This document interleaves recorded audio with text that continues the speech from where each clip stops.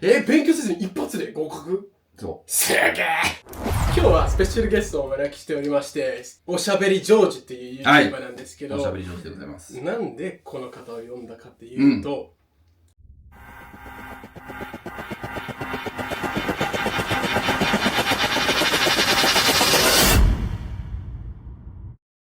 日本語力のてっぺんに立ってる人間だからなんですよ。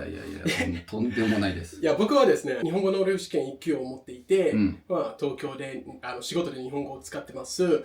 ここまで来たら僕、正直に言うと、僕より日本語できる外国人はそうそういないと思うんですけどね。自分から言ってもあれなんですけど、でも、ある日、何気なく YouTube サクサクと見ていたら、この方が現れて。どの動画だった？多分、兄さんのチャンネルだと思いますね。何について喋ってた？多分そう。移民問題かな？移民だと思いますね。移民問題ね。細川さんのチャンネルもね、移民問題やってたからね。ちょっと記憶が混同してるんですけど、多分移民問題について。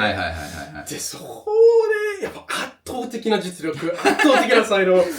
下手したら、言い回し的には、日本人、ほとんどの日本人ネイティブよりうまいと思うくらい。お世辞うまいね。すごいなと思って。お前もなかなか日本人じゃねえかよ。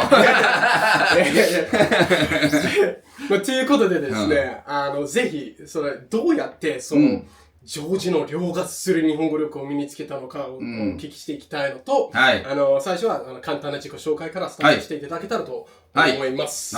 よろしくお願いします。こちらこそよろしくお願いします。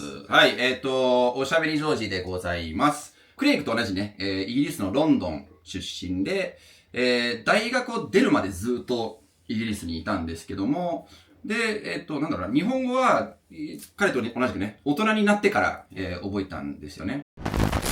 そう、多分動画見てる人も、具体的に、じゃあどうしたら言葉を覚えられるか。今ね、背景の話たくさん話してると思うんだけど、多分そういうのも話した方がいいかなと思ってて、クレイグのチャンネル見てる人って、日本語の勉強してる多分外国人が多いんだよね。学習者が多いんだよね。そう。だから、多分その辺気になってるんじゃないかなと思ってて。そうですね。そう。だから、もう俺からのアドバイスっていうか、これ他の動画でも多分話してると思うんだけど、とにかく、もう俺はちょっと、クレイクはちょっと違うなと思って、これまた掘り下げたいなと思ってるんだけど、俺はとにかくもう楽しく、その言語に触れてればいいと思ってるから、で、他の動画でもこれ言って結構ちょっと盛り上がってたんだけど、日本語をじゃなくて、日本語でっていうところが、だからすごい大事だなと思ってて。そう、だから、そうなのよ。だから、これは別に日本語に限らずね、自分の何か習得したいことがあったら、それをじゃなくて、それでやってると、自然と習得するんだよ。だから、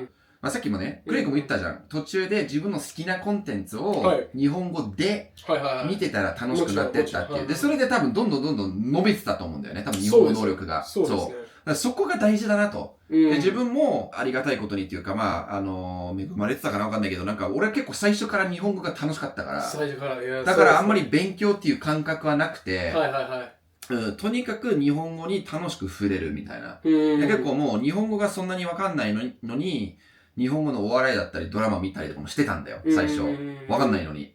とりあえず見るみたいな。とりあえずこれなんか楽しいぞみたいな。俺はクレイクと違って俺は真面目な人間ではないから、無理やりに勉強できないのよ。もう好きじゃなかったら絶対やんない。集中できないし、超 ADHD だから。そうなんですか？そう、集中できないから、でも ADHD のいいところって結構やっぱ好きなことだと結構没頭するところがあったから、日本語に関しては、だから本当に自分に合ってたんだなっていう感覚があって、そう、だからもう、とにかく見てる今視聴者さんに対して俺が言いたいのは、もう、日本語、教科書も別に、はっきり言って別になくてもいいと思うんだよね。一番最初、初級そう、基礎知識。一番、もうこれから日本語やるんだっていう人は、最初は教科書買ってもいいと思うんだよね。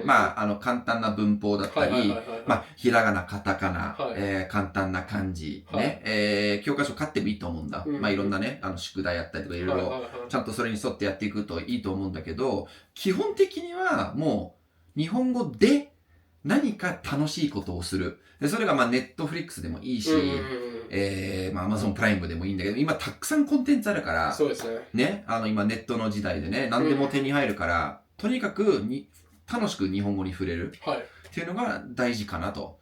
で、読み書きに関しては、まあちょっとね、リスニングと話すのは全然それで OK だと思うんだけど、やっぱ読み書きに関しては勉強なしにはちょっとどうにもならないと思うので、そうですね。はい。その辺は、まあ、とりあえず漢字は大事だなと思っていて、で、クレイグもそうだと思うんで、俺も結構常用漢字を3ヶ月、4ヶ月ぐらい全部覚えたの。一気に。そう、もう、音読み、訓読み。はいはいはい、で、まあいろんな熟語とか、で、わーって全部ね、文章で、もう、文脈で覚えてたから、そこも大事なんだよね。そうですよね。はい、ね、日本人でよくさ、単語帳作るじゃん。単語だけ。あれ意味ないから。そうマジで意味ないから。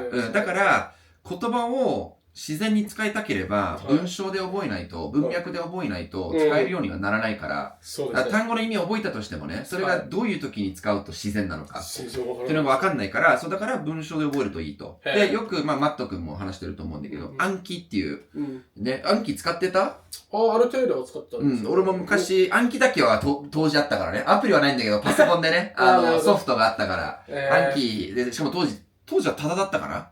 今は多分お金かかっちゃうと思うんだけど。いや、無料です。無料でも今でも無料なんだ。まあそうそう、暗記っていうやつ使って、まあフラッシュカードのソフトなんだけども、そこに自分のその覚えたやつを入れて、まあ毎日それをこう振り返って、練習して。毎日やってた。もう暇さえありゃやってたっていう感じだったから、それも本当にもうひたすら入力してたし、まあ例えば、なんかテレビ番組とか、まあ、なんか見てて知らない言葉が出てきたとか、なった時にその文章を暗記に入力して、で、まあそれを復習するっていう。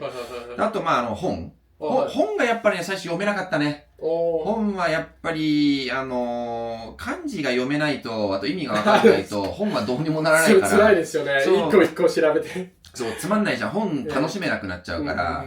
そう、だから、とりあえず常用漢字を、覚えるといいかな。で、全然、まあ、俺らって結構マニアックで、結構化け物だと思うんだけど、まあ3ヶ月、4ヶ月で覚える必要ないから。言っとくけど、日本人はみんな義務教育で全部、十何年 ?15 年 ?15 年かけて日本人ってね、漢字を覚えるから、まあ高校でもね、一応国語やってると思うから、だから義務教育で覚えていくから、全然だからもう、ゆっくりでいいですよ。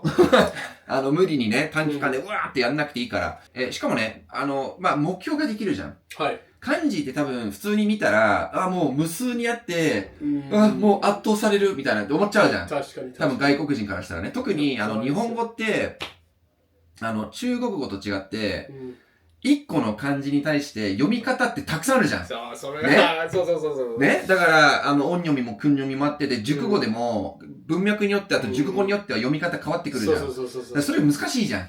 それ実は一番難しいんじゃないかなと思うんだよね。外国人だってはね。正直、単語を覚えたときに、この単語にはこういう読み方がありますよっていうことを、あんまりそこまでは僕は勉強してなかった。なぜなら、なんか文脈はすごい大事だなと僕は基本賛成なんですけど、本を読んでる時とか、その本を知らないと、まあ、Kindle を使ってたんですよね。知らない単語が出てきたら、その際に、ハイライトして、できてくるんですよね。読み方が。なるほどね。そうやって、じゃあやっぱこういう文脈で、こういう場合は音読みですよ、こういう場合は訓読みですよっていうふうに、まあ徐々にその知識を身につけました。そうなんだ。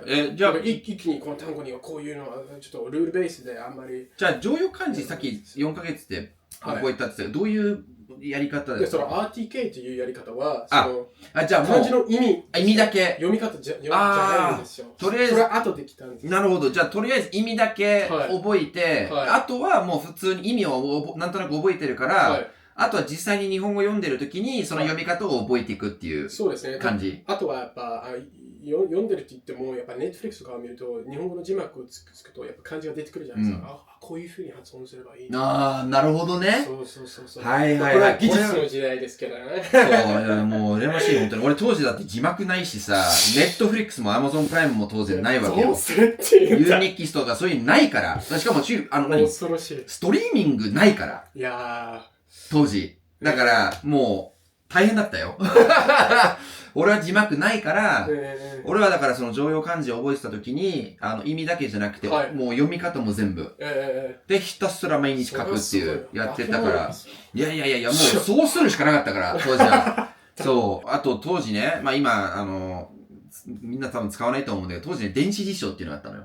僕は一応持ってた。そう、俺もだから、電子辞書を使って、そう、結構ためになってたね、電子辞書は。はい。うん。電子辞書使ってわかんないのがあったら、それで調べるみたいな。で、電子辞書って、書けんのよ。そう、ペンがついてる、そう。だから、読み方わかんないじゃん。だから調べられないじゃん。でも、書けば出るから、あ、こうやって読むんだみたいな、そういう時もあった。当時ね。でもそう、基本的に、俺は、常用漢字勉強してた時に、読み方も合わせて、全部、やって。すごいですね。大変だった。で、あとはもう本当に常用漢字全部一通り勉強したら、今は全然読まないんだけど、大学生の時に結構小説読み漁ってたね。すごい読んでた。そう。で、それで、こう、どんどんこう、板につくっていうか、漢字の意味もそうだし、読み方がもう本を通して、もう身についたっていうか、そう。だから語彙力がすごい、鍛えられてたんだよね、それで。本を読むのがすごい大事。今時の、もう俺もでも全然今本読めないから、やばいんだけど、もう時間ないからね。ただ、大学生の時めっちゃ本読んでて、それがすごい良かったんだよね、今思うと。語彙力に関しては。だから結構語彙力は強いかも。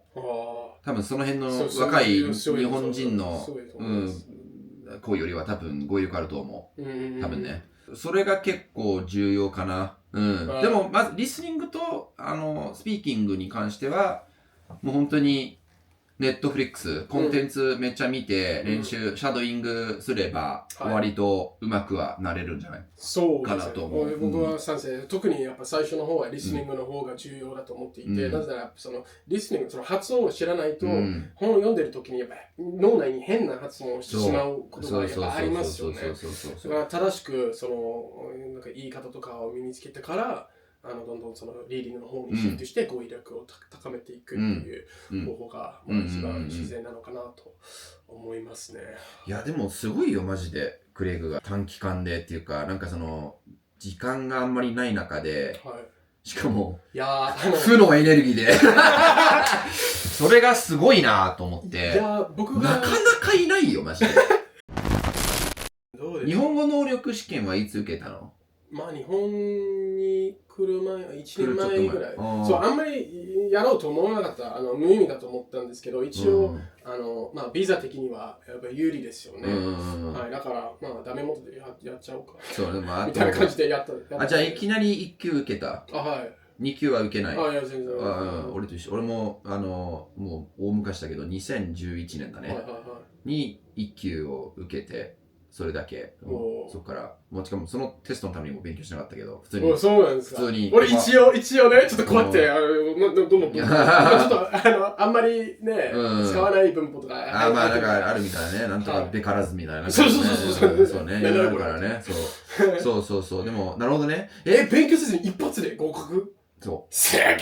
いや、でもなんか俺は、これ言うと、こう、すごいなんかなんだろうな、傲慢っていうかなんかお前なんか調子乗ってんじゃんみたいな思われるけど。これ事実ですからね。いや、でもね、俺結構自分の考え方があって、いるのよ。日本語能力試験のために勉強して取ってる人に何人も会ってんだけど、特になんか中国人とか、まあいろんななんか、まあ韓国人とかもそうなんだけども、まあ他の欧米人でもそうなんだけどね。テストのためにだけ勉強して、終わったらやらないみたいな。そうするとどんどん下手になっていくみたいな。てか、取ったけど、そんなうまくねえぞお前はみたいな人いんのよ。たまに。そう、だから、俺の考え方は別に、もう実力で、勉強で、受かるんじゃなくて、もう俺は別にいつでも、どこでも、俺は N1 は取れるぞっていう状態にしたいと思ってたから。いつでもかかってこいよ。そう、いつでもかかってこいっていう状態だったから、だから、あえて勉強しなかった。よく、まあでもみんな経験あると思うんだけど、テストのためにね、一生懸命勉強して、やって、終わった後に、あれなんだっけあれみたいな。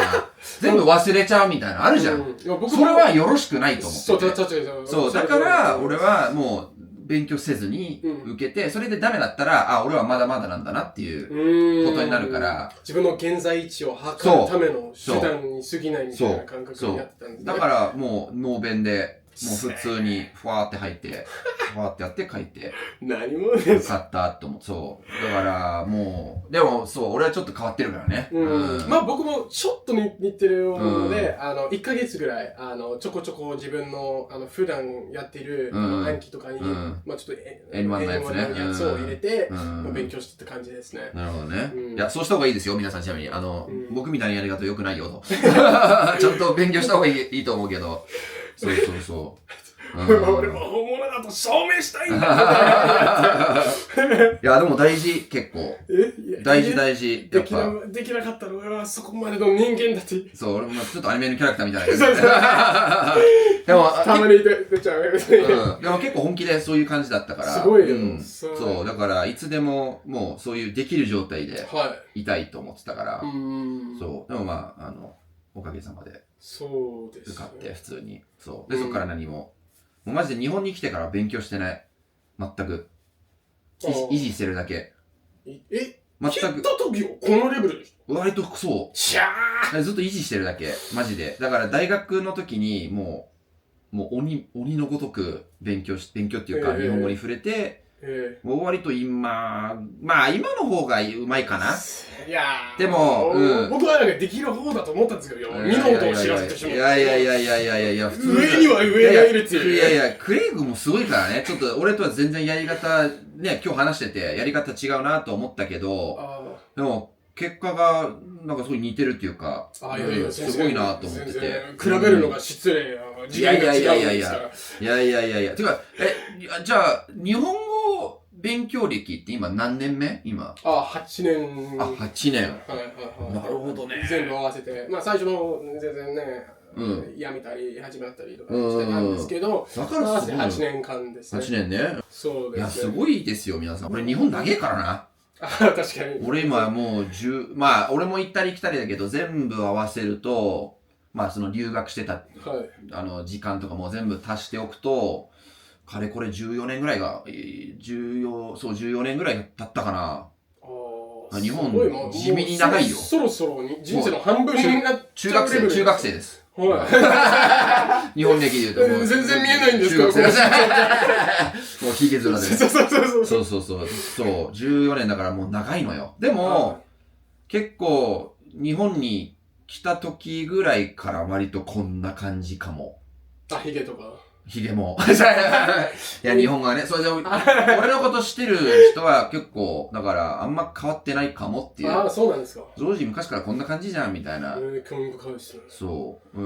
でも社畜だったのが本当に最後のチャレンジっていうか、その時結構だから、そう、敬語の、もそうだし、そのビジネスマナーだったりとか、あとこの日本人らしさっていうか、そう。だから、言葉だけじゃなくて、やっぱ日本にいないと、それって無理だから。と思いますか？そう。日本に、例えば海外にいて、日本人みたいになるのは結構難しいと思うよ。いやー、できてた？いや、僕は、ある種、自己洗脳みたいなことをして、すごいね。時間ある時に、とにかく日本語。逆に日本語をしてないと落ち着けない、気持ち悪くないんですよ。体にジンマシンが出るぐらい、そういう体になっちまった。病気やんもう病気やん、お前は。めっちゃ見まくったせいで、ロンドンのオフィスにいたら、ジョージと話してるうちに、めっちゃ相槌を打ってたんですよ。なるほどね。ジョージは、これ、最初からなんでその、と言ってんのすいません、みたいな。なんでよ、なるほどね。ちょっと日本人らしくなってしまったんですよ。でも多分、そこまでしてる人はそういないと思うので、一般的に日本に来てから、その環境に染めて、徐々にそういう風になるのが、一般的かなと。どう実際に日本に来て今仕事してると思うんだけど、イギリスで、っていうか日本に来る前から割と上手だったよね、普通にね、日本語がね。普通に。去年来たので、あんまり変わらないですね。でも来てから、これ知らなかったとか、これめっちゃ、俺この辺めっちゃなんだろうな、成長したなとか、なんかそういうのある？仕事の内容が変わったから、その専門用語そういったところがあって、そこで、敬語は割と最初からできてたの？ぶっちゃけ。まあ、できて、知識としてはあったんですけど、そんなに慣れてなかったから、たまに口から自然に出てこないっていうのがあって、最初の方。今はまだ完全に使いこなしてるって言ったら、まあ、そこまで言い切れないかもしれないですけど。日本人も完璧じゃないから、本当に。敬語に関してはね、みんな失敗しまくる。メールとかでもよく誤字脱字とか見るし、敬語が二重敬語になってたりとか、変な敬語多いからね。そう。まあでも使えば使うほど、そう。上手にね。大体パターンでできてるからね。そうですよね。そう、特にメールね。書き方も大体決まってるから。はい、お世話になっております。そう。でも逆にそのパターン知らないと、まずいです。そう、まずい。そう。こいつ日本人じゃないって。まあ、もちろん日本人じゃないけど。まあ、あんまり、ジョージさんがよく言うように、日本人と遜色なく、そういうレベルになりたかったですよね。よく見てくれてるね。よく見てくれてるね。はい。聞きたいんだけど、クレイグのその日本語を勉強してるときに、なんだろうな、リスニングとリーディング、どっちがメインだったと思う？最初の方は圧倒的にリスニングが多かったですね。で、それはもう、アニメ見たりとか、ポッドキャスト聞いたりとかしてた。正直、最初の方多分アニメを聞きすぎちゃって、自分の日本語力はちょっとおかしくなった。なるほどね。ちょっとアニメのキャラクターみたいな。でもそんな感じしないけどね。まあ今はそうかもしれない。今ちゃんと、当時はちょっと。会社入ってるからね、ちゃんと敬語も。そうです、敬語も使ってますし。そういう人少ないのよ。結構やっぱアニメとか独学で覚えた人って、あと日本で仕事したことない人、やっぱね、敬語ができないんだよ。確かにそういう傾向が。俺は、時間そうね、今もう、1時間ぐらい喋ってんじゃない？はい。じゃあ。1時間以上だ。ちょっとね、じゃあ、まとめます？そうです。なんか、もう結構ね、いろんな話したけど、勉強してる人ね。僕も何回かちょっと話したと思うんだけど、とにかく、日本語をじゃなくて日本語で、っていうのがとにかくみんなに、伝えたいなと。であとはまあ普通に読み書きに関しては、まあ漢字が多分一番ね、壁になると思うので、漢字はもう教科書でも何でもいいので、とりあえず常用漢字っていうのをね、ぜひ、ゆっくりでもいいので覚えていってくださいと。そしたら、本じゃなくてもいいんだけどね。本も無理に読む必要ないからね。別に雑誌でも、ブログでも何でもいいんだけど、自分の好きな、コンテンツを日本語で読む。日本語ももちろん伸びるし、語彙力も鍛えられるし、楽しいんだよね。だから入りやすくなるから、俺はとにかく楽しさを一番伝えたいかなと思います。っていうのが俺のちょっと最後のちょっとまとめっていうか、で、彼は、負のエネルギーを。こういうパターンもありますよと。僕が強調したいのは、みんなが結構やっぱネットが普及してる中、みんなが一番効率的な方法を必死に探してると思うんですけど、その方法へのこだわりというよりも、自分に合ってる方法を見つけた方がいいと思います。だからさっき言ったように今本を無理やり読む必要もないし、僕は読書がめちゃくちゃ好きなので、いっぱい本を読みます。逆にあんまり英語の本を5年間多分読んでないですけど、そこまで、でも本当に自分に合ってる。マニアックですね、このね、人それぞれだからね、学習者ね。そうですね。聞いて覚える人と読んで覚える人といろんな人いるからね。あと最後ちょっともう一個アドバイスっていうか、よくね、ネットフリックスとか何でもいいんだけど、その、ストリーミング字幕を英語じゃなくてやっぱ日本語でつけるのが大事。だから、聞き取れないところは読めばいい。ね。だから、で、それをメモればいいから、だから、聞きながら読む。だからダブルインプットっていうことで、すごいね、めちゃくちゃいいと思うんだよね。当時俺はそれなかったからすごい、本当に羨ましいんだけど。羨ましいですか。うまくなったら、多分字幕なしで。そうね。そう。ある程度のレベルを達成したら、特に確かに最初の方はそれはベストなんですけど、ある程度のレベルになったら、やっぱ普通に人と話してる時に字幕なんてないじゃないですか。だからそればかりに頼ってしまうと、なかなか成長しにくくなると思いますね。ネックになっちゃいます。この人はなんて言ったっけ？分かってたはずなのに、なんで人と話してる時に分からないとなっちゃうんですよね。だから確かに最初の方、字幕つけて理解力を高めて、である程度のレベルを達成したからそれを卒業して字幕なしでぜひ見ていただけたらと。まあそうですね。はい。はい。っていう感じですという感じですね。めちゃくちゃ喋ったね。お前おしゃべりクレイグでいいんじゃないの